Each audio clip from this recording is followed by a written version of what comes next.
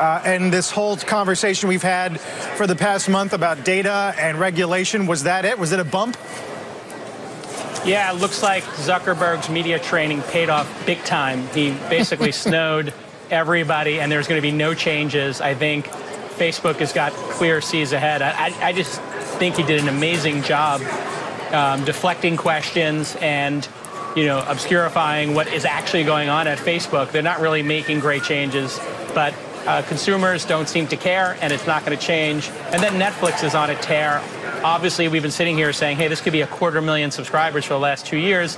That seemed laughable 2 years ago. Now it seems obvious. I'm going to tell you right now, I think maybe 25% of people, 50% of people with broadband will have a Netflix connection. So we could be looking at 500 million people with that subscription. And what they can spend on content is obviously going to be extraordinary. These companies understand disruption, so they're becoming disruption-proof. They're figuring out ways to innovate internally and block, you know, other companies, including startups, from coming at them. So advertising-based startups are having a very hard time here in Silicon Valley.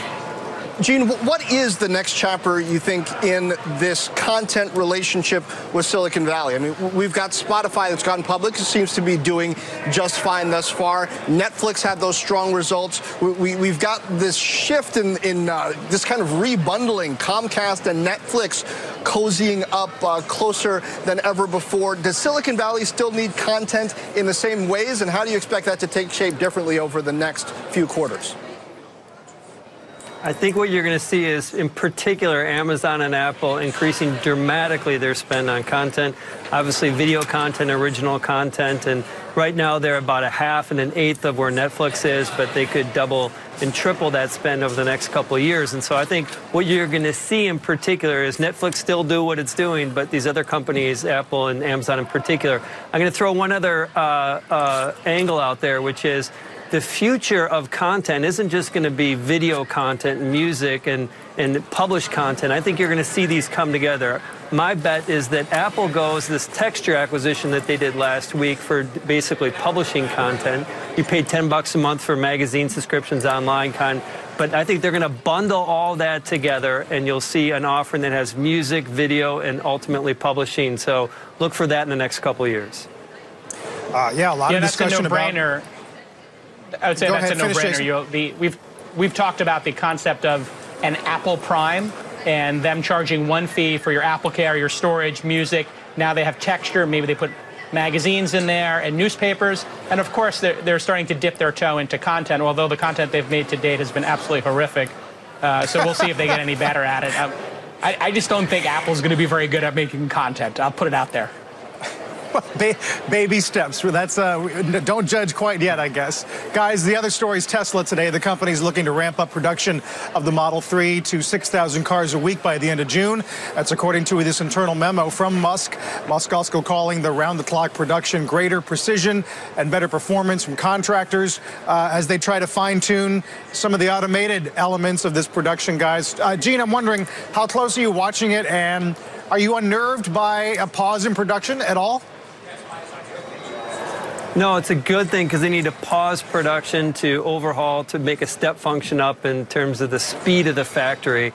And the answer closely, how closely we're following this, like a second hand on a watch. I mean, we are laser focused on this. And the drama around this is great, this supposedly internal memo. And I think it really lays the groundwork of how they can get to that 5,000 cars, their target for the June quarter. It also illustrates Elon Musk really taking a micromanaging approach on expenses as well.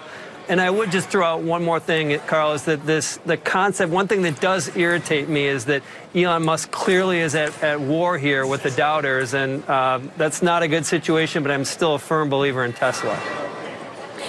Jason, every time Elon Musk, or not every time, but many times that Elon Musk puts these sort of forecasts and guidance numbers out there, particularly on production for Tesla, he tends to fall short.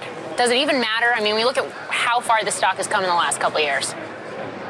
Yeah, and full disclosure, I'm a huge Tesla superfan, and humble brag, I've been driving all 4 cars for the last decade, and I've driven over 20,000 miles on self-driving. I love this product.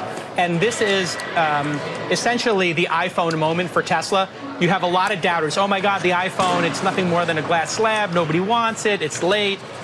It doesn't matter. It's the product, stupid. The product, the Model 3, is the greatest car ever made, hands down, period.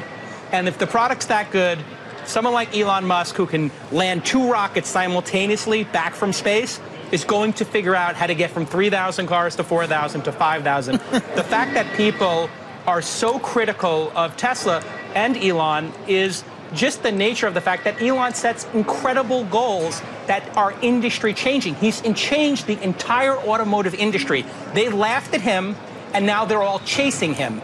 So people are going to throw rocks at you for trying to change the world, but at the end of the day, it's the product, stupid. Look at the product. It is transcendent. It is the iPhone of cars, and it will be the greatest selling car in history. Great commercial for Tesla, but at the same time, if you can't hit your 5,000 a month target, what do? Set a 6,000 a month target? I mean, I'm personally getting kind of tired. That's what talented people do. But at a certain point, it's one thing when you're dreaming. It's called the stretch goal.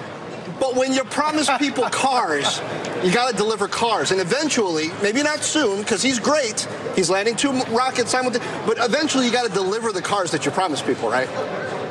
John, betting against Elon Musk is a money-losing proposition. Anybody who bets against Elon Musk I'm just saying. is...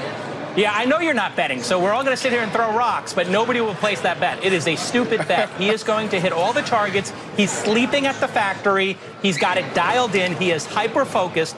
That is not somebody you want to doubt. He is a killer. He is going to crush it. He's going to hit all the targets eventually, and anybody who's driving the car will tell you they love it and they will not shut up about it. That's what you need to know. If the product is transcendent, everything else will follow. So just give the guy a little time and watch the magic.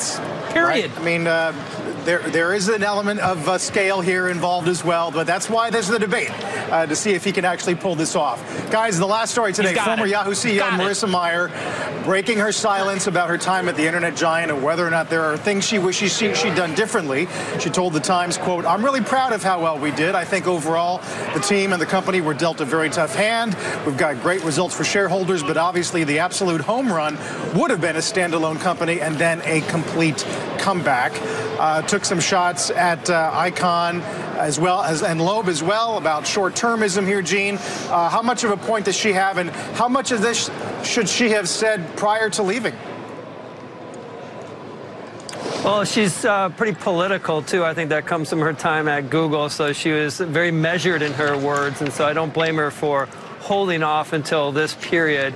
And it kind of gives her a platform to go and essentially relaunch what she's going to do. And so I think that the timing is right. She's very strategic around that. And ultimately, it remains to be seen what she's going to do. I was trying to read between the lines, and it's hard for me to really interpret. Does she want to be a VC? Does she want to be a part of a company in the future? I would just say it's great to have Marissa back in the flow. I followed her for all of her tenure at Yahoo as an analyst, and I'm excited to see what she does.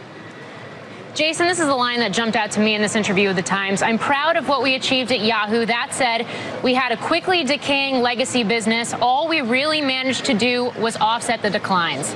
That doesn't sound very good for Verizon, which bought Yahoo. Yeah, I like the candor. I think she's trying to, do a little public therapy of like, hey, my time there wasn't exactly a win, but it wasn't exactly a loss. And we all know this. I mean, if you look at the history of AOL or Yahoo or any of the great tech companies that then went into decline, you're basically managing the decline. And I think she managed the decline well. She turned around the culture. She got a lot of shareholder value out of it. And yeah, she had these sharks and, basically driving the business, not the product. And so I think it was one of these missions where she got paid and she landed the plane safely, which is the best you could hope for. I'm trying to figure out also what's the point of this story now. So she's got some little incubator going. She's looking for a job, or maybe she's got a couple of job offers, or maybe she wants to start a company. I think she learned a lot, and so I never underestimate anybody. I think she could come back and start a company or join an early stage company. She could become a venture capitalist. She's got a lot of options. She's very bright. She's young. She's motivated. And I think she learned a lot. I mean, obviously, when you go run one of those companies, AOL, Yahoo, in decline, you learn a lot about what can go wrong in business. Guys, we covered a lot of ground. Always leave it to you to light the fires.